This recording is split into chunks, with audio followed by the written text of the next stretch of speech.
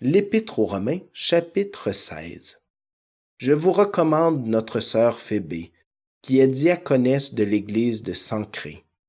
Accueillez-la dans le Seigneur d'une manière digne des saints et aidez-la pour toute affaire où elle pourrait avoir besoin de vous, car elle en a aidé beaucoup, moi y compris. Saluez Prisca et Aquilas, mes collaborateurs en Jésus-Christ. Ils ont risqué leur tête pour me sauver la vie.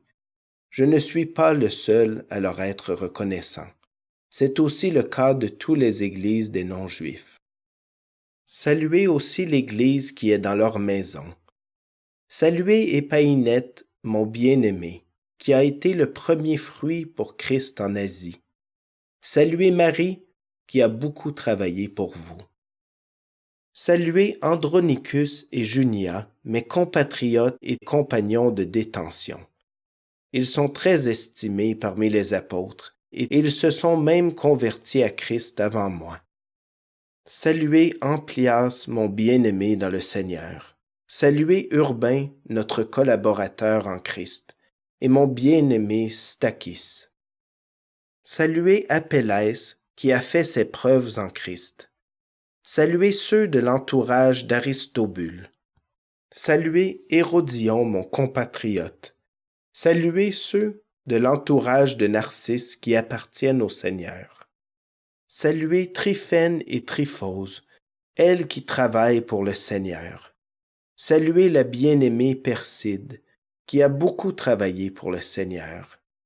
Saluez Rufus, celui qui a été choisi dans le Seigneur, et sa mère qui est aussi la mienne.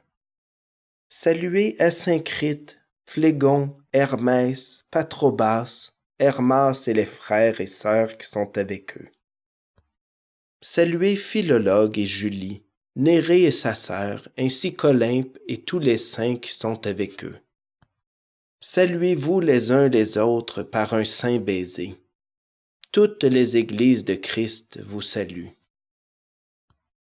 Je vous en supplie, frères et sœurs, méfiez-vous de ceux qui provoquent des divisions et font trébucher les autres en s'opposant à l'enseignement que vous avez reçu. Éloignez-vous d'eux, car de tels hommes ne servent pas Christ, notre Seigneur, mais leur propre vente. Par des paroles douces et flatteuses, ils trompent le cœur des gens simples. Quant à vous, votre obéissance est connue de tous. Je me réjouis donc à votre sujet, et je désire que vous soyez sages en ce qui concerne le bien et sans compromis en ce qui concerne le mal. Le Dieu de la paix écrasera bientôt Satan sous vos pieds. Que la grâce de notre Seigneur Jésus-Christ soit avec vous. Timothée, mon collaborateur, vous salue, ainsi que Lucius, Jason et Sosipater, mes compatriotes. Je vous salue dans le Seigneur, moi Tertius, qui ai écrit cette lettre. Gaius, qui m'accueille et chez qui toute l'Église se réunit, vous salue. Éraste, le trésorier de la ville, vous salue, ainsi que le frère Quartus. Que la grâce de notre Seigneur Jésus-Christ soit avec vous tous. Amen.